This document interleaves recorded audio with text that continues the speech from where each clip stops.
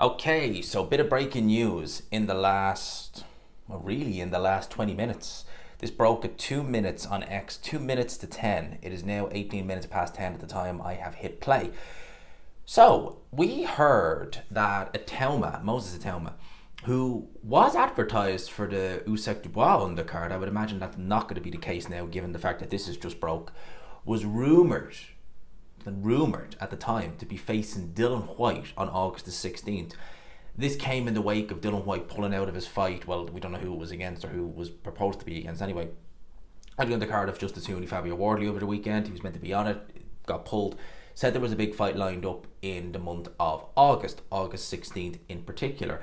Led us to speculate, could it be Joseph Parker? Could it be Chisora rematch? Could it be Lawrence Okoli? None of us speculated Moses Itauma, even though it makes a lot of sense. You know, Dillian Whyte is a name. He's a faded name, but he's a name nonetheless. He will still draw some attention from the casual audience, not as much as he would have done a couple of years ago, but he will still draw that attention. Itauma, you want eyes on him. You want it to be a step up. Mike Balogan and Dempsey McKeon, I mean, I would probably put Dillian Whyte in that same bracket at this stage of his career because he looks shot to bits. Well, it's been announced that this will take place. He will face Dillian Whyte on August the 16th in Riyadh. This is surrounding the Esports World Cup, surrendering the Esports World Cup. What does it say? Surrendering the Esports World Cup? I was wondering what the hell is that? But World Cup one, Nick Ball defends his WBA featherweight title against Sam Goodman as co-main event. Also on the undercard, we have ring ambassador Hayato Tatsumi. He fought on that card that we shall not be naming. You know, the one in a certain square, you know. Time really did stand still that night. Oh, God. And then the night after as well. They were 2 nights I want to forget. Well, I didn't stay up the second night, but the first night I did. Good Lord, for my sins. He looked alright in his pro debut, but he was in there against someone who was tricky, came to win. He took a couple of rounds off him. So he's on the undercard. Nick Ball, Sam Goodman, as I said. You know, I always love watching Nick Ball. He's one of my favourite fighters to watch. Sam Goodman will be moving up in weight because he was meant to fight Naoya Inoue back in December, pulled out of that fight, or actually pushed the fight back, but then had to pull out because he had a cut eye and it was too bad to even. And you do not want to be fighting the Inoue with any damage whatsoever because he will inflict said damage. You don't want to be going in there already damaged because, you don't play around. So, obviously, Sam Goodman will be going up against Nick Ball. Ray Ford, Anthony Kakache, we kind of knew about that. Kakache wanted that big payday. Well, he's got it now in Saudi Arabia. He won his world title in Saudi Arabia. Ray Ford is no joke. Raymond Ford is no joke. I would make him the favourite in that fight, to be honest with you, Raymond Ford.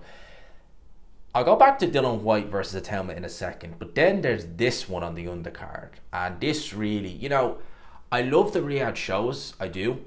And one reason why I love them is because there's always one fight that's just, You know that sort of way where it's like, you see the undercard and you're like, yeah, it's a good undercard. And you're like, there's this. And then you're like, there's what?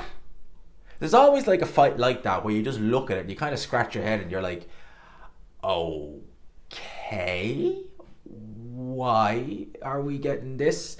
And this is Filip Hrgovic.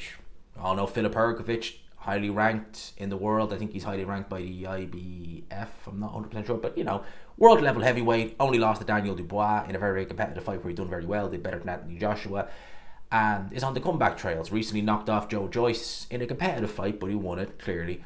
And now he's going in there against Adeleye. Adeleye fought on the undercard, didn't he? He did. He fought on the undercard of Joe Joyce Filip Hrgovic. Fought Jamie TKV. Now, the strange thing about this, it's strange for a variety of reasons, right? One, the Jamie TKV fight had a lot of controversy, given the fact that Jamie TKV was well ahead and David Adeleye appeared to punch on the brake, all right? So the board immediately ordered a rematch. And we thought we were just going to get the immediate rematch. Jamie TKV is obviously a boxer Warwick guy, I don't know where they're with now. And obviously Adeleye is a Queensbury fighter. He's been with Queensbury since the get-go. Filip Hrgovic is also now a Queensbury fighter. So it's an in-house fight, but it's really bizarre because, like, alright, you have Adeleye, British champion, I think he's British champion anyway, and then you're thinking of the rematch with JBTKV, fair enough. Instead you're going to go way that way or you're going to fight Filip Hrgovic. Is Frank Warren, is it a cash out? Because I'm not giving David Adeleye a prayer of winning at all. I know he's looked better under, is it Adam Boot he's training with now? Yeah, it is Adam Boot. He looked better against Solomon Dacus, didn't look that good against JBTKV until he got the knockout. But like, that's British level. That is like English level in Solomon Dacus and British level in JBTKV.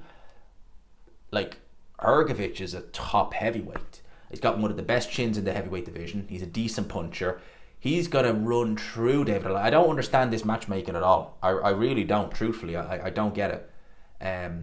I understand the Dillian Whyte Itauma matchmaking. It makes sense. But this right here, for Hrgovic, what do you gain knocking out? Because he's going to knock him out. What do you gain knocking out David Adeleye? And David Adeleye, you're basically...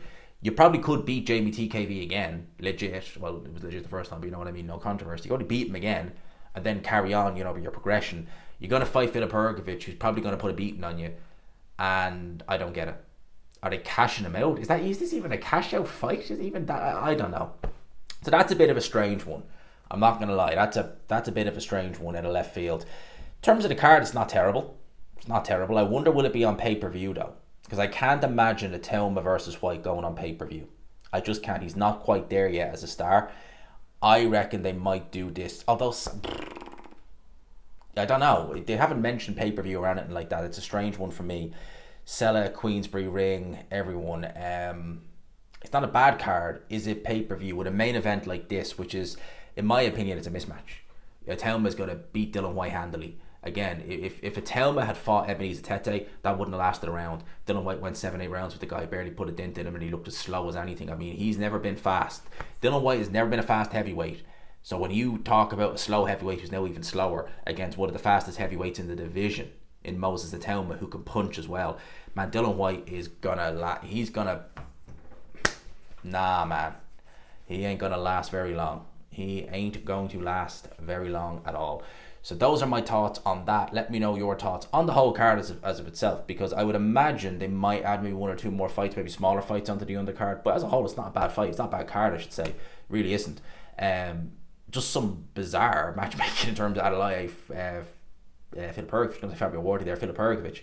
They already fought, and we all know what happened there. Yeah, Adelaye's record in Saudi is not great, isn't it? Not been knocked out over there already. I think he's going to get knocked out again.